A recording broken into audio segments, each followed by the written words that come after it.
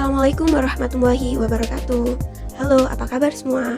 Lewat kesempatan kali ini kita akan mengupas tuntas tentang sejarah Korps HMI Wati bersama Mbak Lailatul Hijriah atau akrab disapa Mbak Lala.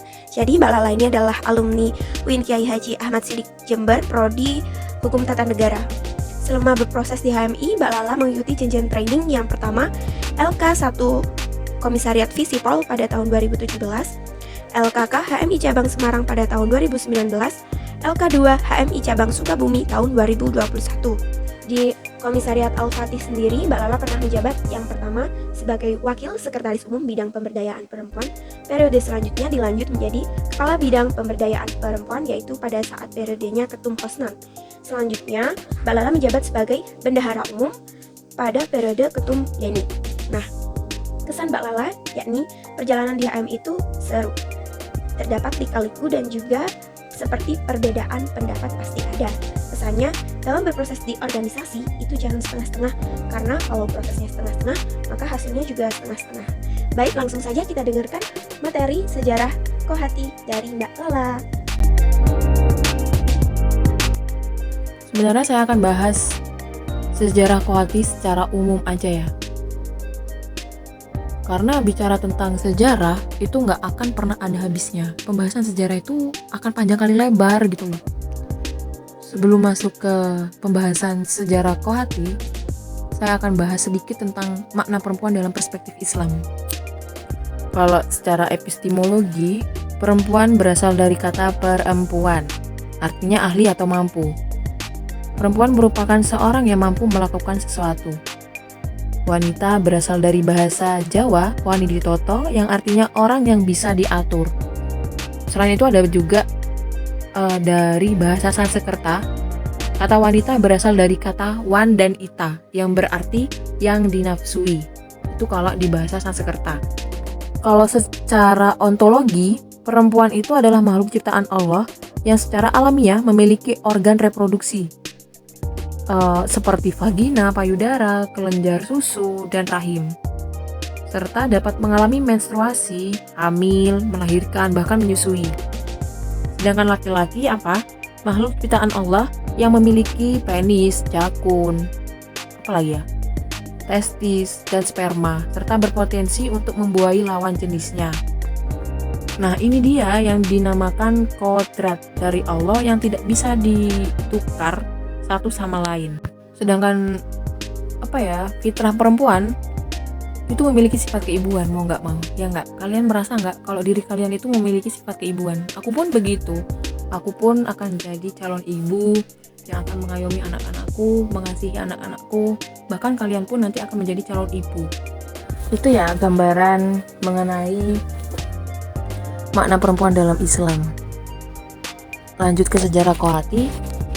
Kalau sejarah Kohati itu ada dua alasan utama awal didirikannya Kohati. Pertama secara internal dan yang kedua secara eksternal. Saya yang pertama akan membahas secara internal terlebih dahulu.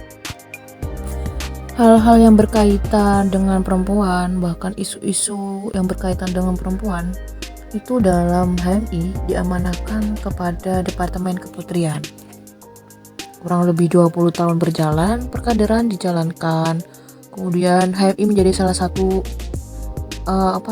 organisasi yang turut berkontribusi dalam mempertahankan serta mengisi kemerdekaan. Kemudian akhirnya secara kuantitas maupun kualitas anggota HMI semakin meningkat, termasuk anggota atau kader HMI Wati. Kemudian seiring berjalannya waktu, Departemen Keputrian ini menjadi tampuk perkaderan dalam struktural kepengurusan HMI, jadi kurang optimal dalam mengembangkan potensi yang ada, khususnya di bidang keperempuanan. Departemen Keputrian ini dianggap belum bisa menjawab basic need dan belum optimal memfasilitasi kebutuhan anggota tentang berbagai persoalan keperempuanan. Jadi pada saat itu Departemen Keputrian ini kewalahan dalam mengayomi, bahkan memberikan fasilitas memfasilitasi kebutuhan apa yang diinginkan oleh kader HMI Wati. Hingga pada Kongres HMI ke-7 di Jakarta pada saat itu mulai muncul nih gagasan pendirian badan semi otonom yang akan mengawal peredaran HMI Wati pada khususnya dan menjadi akselerator terwujudnya tujuan HMI pada umumnya. Jadi tujuan HMI itu, mudah-mudahan saya masih hafal ya.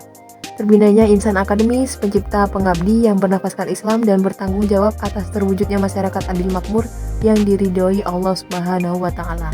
Sedangkan tujuan Kohati, terbinanya muslimah insan cita.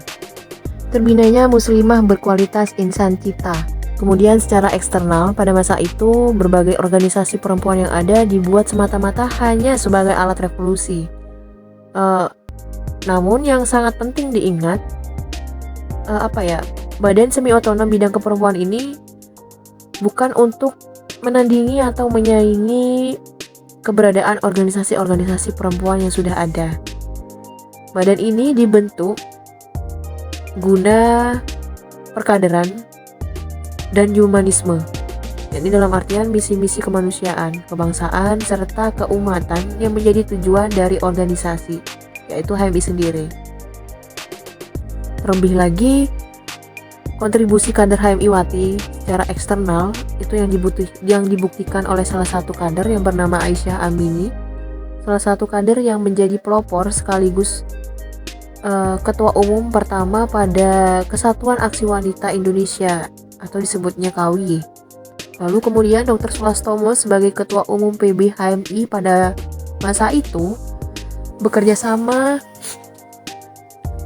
dengan berbagai kalangan internal maupun eksternal organisasi untuk menindaklanjuti wacana pembentuk badan semi otonom bidang pemberdayaan perempuan. Kenapa penting untuk membentuk organisasi perempuan? Guna untuk memperluas misi HMI di bidang pemberdayaan perempuan, untuk melakukan suatu aktivitas organisasi yang dapat mengakomodir basic need tadi yang dibutuhkan oleh kader HMI Wati. Nah, dari cerita-cerita itu lalu kemudian dipertimbangkan wacana tersebut untuk membentuk badan semi otonom di bidang keperempuanan terus diupayakan. Lalu kemudian pada Kongres HMI ke-8 pada saat itu di Solo, tepatnya pada tanggal 2 Jumadil akhir 1386 Hijriah yang bertepatan dengan tanggal 17 September 1966 Masehi. Korps HMI Wati Kohati resmi didirikan dalam Musyawarah Nasional Kohati Munas Kohati yang dipelopori oleh 7 HMI Wati. Di antaranya ada Maisaroh Hilal, Siti Zainah, Siti Baroroh, Tujima, Tejaningsi, Ida Ismail Nasution, dan yang terakhir Anismati Rohlan yang juga menjadi ketua umum Kohati pertama pada saat itu yang dikenal dengan Aniswati M. Kamaluddin. Sekilas tentang sejarah Kohati. Sebenarnya ada lagi sih, cuman kan ada banyak versi gitu loh kalau kita belajar tentang sejarah Kohati. Ada juga kalian akan bahas nanti tafsir tujuan Kohati, makna perempuan, dan banyak lagi. Ilmu tadi yang saya sampaikan itu akan kalian dapatkan ketika kalian benar-benar akan mengikuti training lanjutan pasca LK1. Ya, setidaknya kalian harus ikut LKK terlebih dahulu ya, khususnya kader HMI Wati. Karena saya akan support kalian yang akan mengikuti training lanjutan gitu loh. Kalian pasti nggak bakal nyesel jika kalian benar-benar ada niatan untuk mengikuti jenjang training lanjutan. Di sana kalian akan mendapatkan teman baru, pengalaman baru, ilmu baru, bahkan banyak eksplorasi yang sebelumnya kalian nggak menemukan di bangku kuliah gitu loh. Saya dulu selama 10 hari mengikuti training lanjutan LKK di Semarang pada saat itu di tahun 2018 akhir apa 2019 awal ya, saya lupa. Saya benar-benar nggak nyangka gitu loh. Wah, saya akan berhadapan sama teman-teman di seluruh Indonesia. Wah, amazing. Itu merupakan pengalaman yang gak akan kalian lupakan gitu loh. Mungkin dari cerita kakak-kakak kalian, itu pengalaman yang sangat amat sulit itu emang di tahap screening. Screening itu biasanya ada 7 pos apa 8 pos kalau nggak salah ya.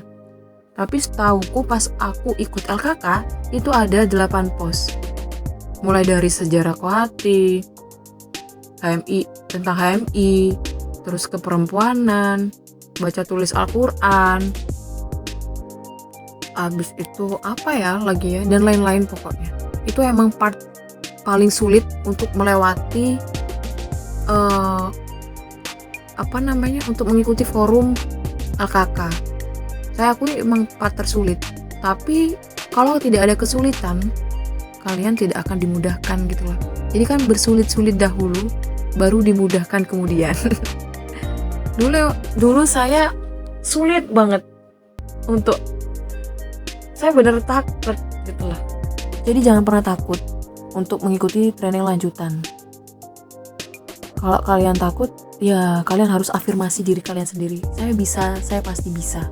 Kalaupun saya bisa melewati hal-hal sulit pada saat itu, apalagi kalian gitu loh. Kalian pasti bisa. Semangat kalian adik-adik. Jangan pernah patah semangat untuk selalu belajar tentang organisasi kalian. Semoga HMI akan selalu ada di hati kalian. Dan juga saya berpesan, jangan setengah-setengah untuk berproses di HMI. Karena kalau kalian setengah-setengah, kalian tidak akan mendapatkan apa-apa dari HMI. Semangat terus, salam dari aku. Cukup sekian dari saya. Good job untuk kalian semua. Semoga apa yang kalian inginkan akan menjadi kenyataan. Bukan sekarang, tapi nanti yang akan menilai. Terima kasih sudah mendengarkan suara aku. Salam sehat untuk semuanya. Wassalamualaikum warahmatullahi wabarakatuh.